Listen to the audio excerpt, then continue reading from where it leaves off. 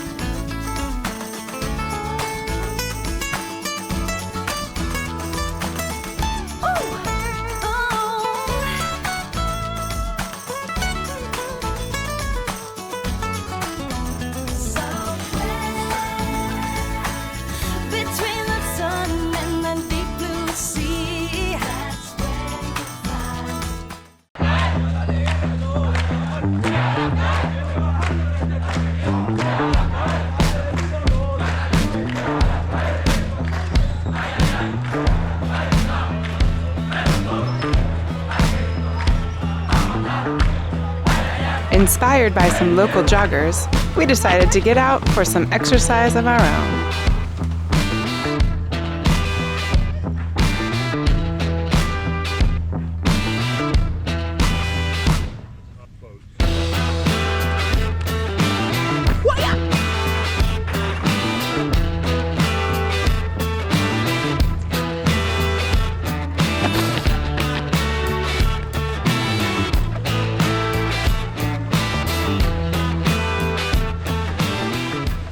The pitter-patter of the tropical rain.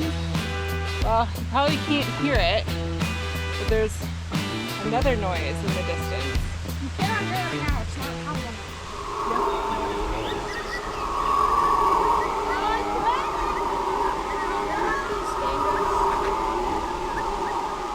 There are howler monkeys making a racket in the jungle right by us. I don't know, are they dangerous? Can we continue going?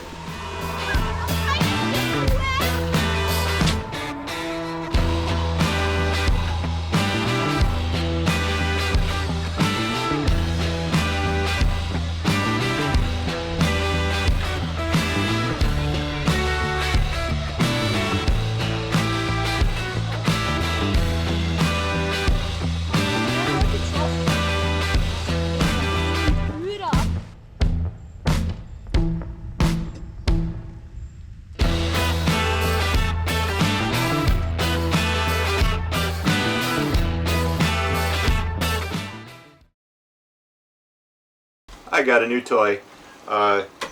This is the motor for my water maker, the new motor for my water maker. The old one was overheating. It had been around the world over 10 years, done its job. Might have just been the thermal switch that was going bad, but with remote areas ahead of us, I am happy to have a new one. Benefit, this guy is a watt saver, which I thought that's just marketing, but actually I compared the specs. It uses 25% less power than the one I currently have, which is a big deal. Less total power to charge it, more power for other things, but also while it's running, so this is going to be running at about 1500 watts, which is about half the capacity of my inverter, so I will now be able to still do other things. Installing it shouldn't be too bad. 3 parts. One, I've got to wire it up. I got to plug it into the actual pump, which should just be the spindle going in and 4 big screws. And then I got to bed it down to the fiberglass.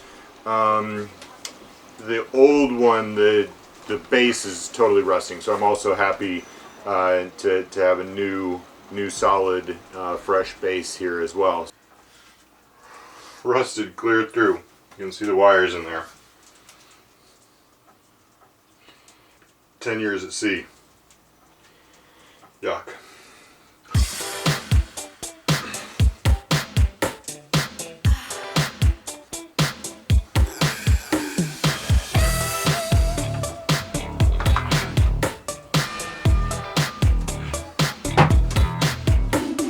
Alright, always a bit harder than anticipated, but that wasn't too bad. I think I'm officially ready to try it out. So it's gonna get loud in here. I'm gonna do the boost pump. Then I'm gonna turn it on. Fingers crossed. It's always sort of a nervous time. I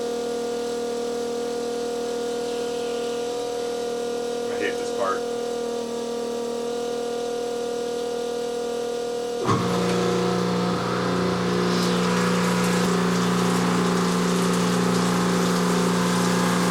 Well, I can feel the fan on this guy. You can feel the airflow. I think maybe the fan wasn't working on the old one at all.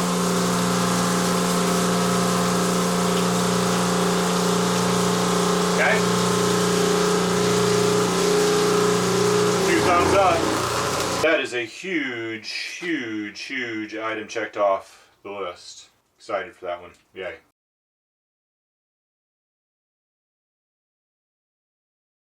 We have yet to take on crew and scout. I am not counting my seasick mother. No. And Although, we once did. Uncle Morgan. Yes. Captain Morgan. Captain Morgan. He was our one and only crew. That's right. Could not have gotten from Fort Lauderdale to Key West without him. Have not had crew on since then. Crossing an ocean, crossing the biggest ocean there is, the Pacific, is a very logical place to take on crew. Lots of boats do it. We have the room. So what do you think? Take on crew? Is your boat getting hot too? My boat's getting real hot. Sorry, we had to change positions there. Our butts were burning. Concrete floating dock. Equals hot on the tush. I think it could add a real positive dynamic for boredom, keeping attitudes in particular in our children more level. Sleep for us, which Yeah. will make everything better if we're Yeah. more rested. Yeah. And just even, I think there's a safety component of Oh, one well, more of course. set of adult hands if something goes wrong. Yes. There's an aspect for me too of wanting to do it on my own. Well, that's a really big one. We're independent enough and stubborn enough and foolish enough to want to do this crossing on our own. So here we are on the precipice of going through the canal in a day or two, and we're just having these realizations now. That pretty much sums up how we make decisions. We wait till the last minute and we jump and then we look. Yeah, planning is not always our strong suit. No. Look, it's a tremendous thing, it's a tremendous accomplishment, it's a tremendous journey no matter which way you do it. Right. So, for me, I don't know. I would like to do it on my own. Yeah. The broken mast car, the last passage. Mast cars are pretty important. They keep the mainsail connected to the boat. Their job is made way harder by the fact that they have to be able to move 65 feet up and down the mast while doing this. Getting the cars off is ridiculously hard. I take this off and slide these down. In order to slide these down, I have to remove the boom. So I have to take these guys off, rig up a topping lift to have the boom hanging, and then potentially take the sail off the cars too, because the sails are going to be a pain in the neck from sliding all the cars down to get to the one I want. And oh, by the way, I have 3 spares of these, but there's big cars and little cars. The big cars are the ones that have the battens on them. The little cars don't. The little cars just have a bungee on them. I think I have 3 spare little cars, and I think a big car broke. So that's the project for today.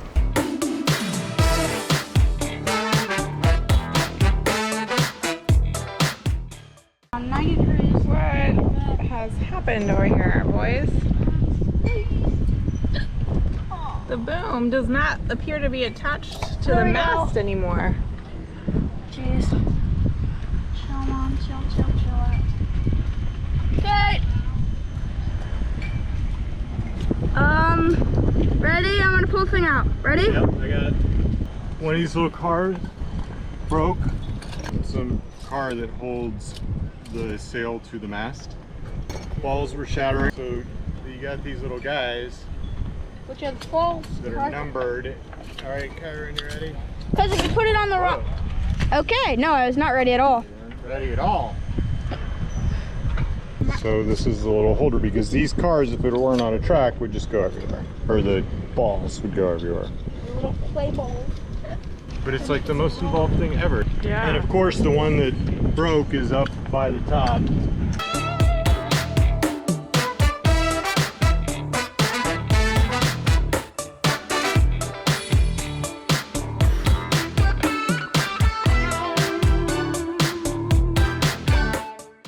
Cars are down.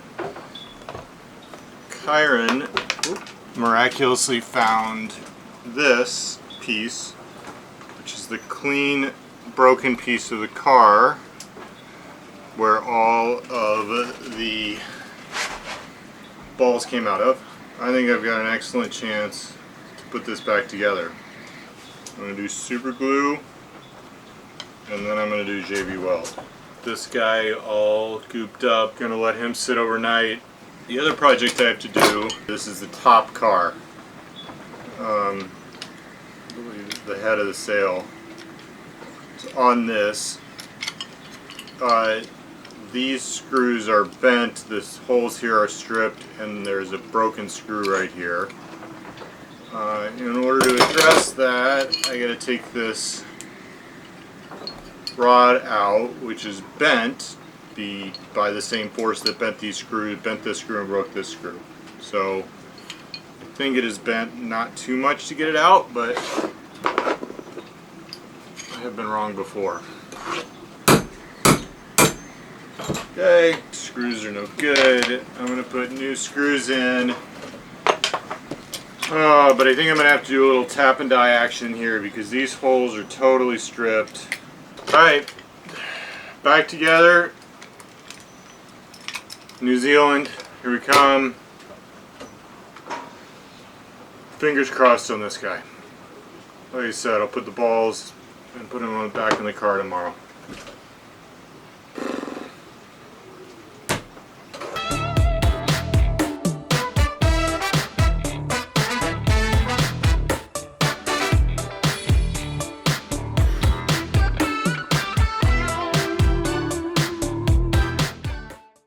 We've been at the marina now for longer than we expected we would be. We've got some major decisions to make. We decided that we'd want a little jungle walk to hash out our plan, make some decisions. What are we grappling with? Let's talk about going through the canal. Like, there's some reason to go a bit earlier than normal. Panama is in a prolonged drought that has reduced the throughput of the canal. There's some concern of a backup. It is a El Nino year, which means warmer waters and less wind. Even in the normal conditions, the trade winds wouldn't be up as much. And then an El Nino year, like, we are looking at a slow passage. Well, so maybe we should wait. Yes, maybe we should wait. We found ourselves here at the end of November, here being Panama/Cologne. I don't want to wait 3 more months when we're bobbing around with no wind in the doldrums and got 1,500 miles to go and we're going 2 knots. I may be cursing the jungle version of Nate saying this. Whoa! That's about a jump. That was just a reach. They're coming for you, Megan. I see this. They obviously, it looks to be like they're just totally eating that tree. Yeah. They like the leaves on that tree. So there's another dimension to this, Yeah. which is buddy boats. We've had a number of buddy boats along the way, and some are not going through the canal in the Pacific. They're working their way back up. the Caribbean, but some are. They're on a different timing for us, so why not wait for friends? I don't know. Sitting here on the precipice of the canal, I'm scared to go through, and I'm nervous about the Pacific. And it's kind of like when you're standing on the edge of the diving board and you're afraid to go. I'm just ready to jump. Rationally, we should go back to Sandblast for a couple weeks. We have all the time in the world. Emotional, not rational. So I'm an emotional being, what can I say? It just feels like the timing's now for us to sit here in Cologne for another month to wait for friends. Just feels very stifling. It feels like we're losing our freedom and our control. Sure, devil's advocate is don't sit in Cologne, sit in the Sandblast. Yeah, no, exactly. I mean, we certainly could do that. We decided to remove ourselves from conventional life so that we can be more independent and do adventuring on our schedule when we want to. And I think that this feeling of waiting really weighs us down. We want to be out there. I don't know. I think we're about to go. To each his own, but yeah, I mean, we've always said it from the beginning. You have to do what's right for your boat and your crew. Many options that we could make, many decisions that we could make. Yep. But I mean, all of them good. We're talking about Sandblast versus South Pacific here. What was us? Yeah. It does feel like today on this jungle walk feels like the conclusion that we've come to is to seek adventure and head for the horizon. The sunset horizon. Right, the western horizon. There's a horizon in every direction. That's true.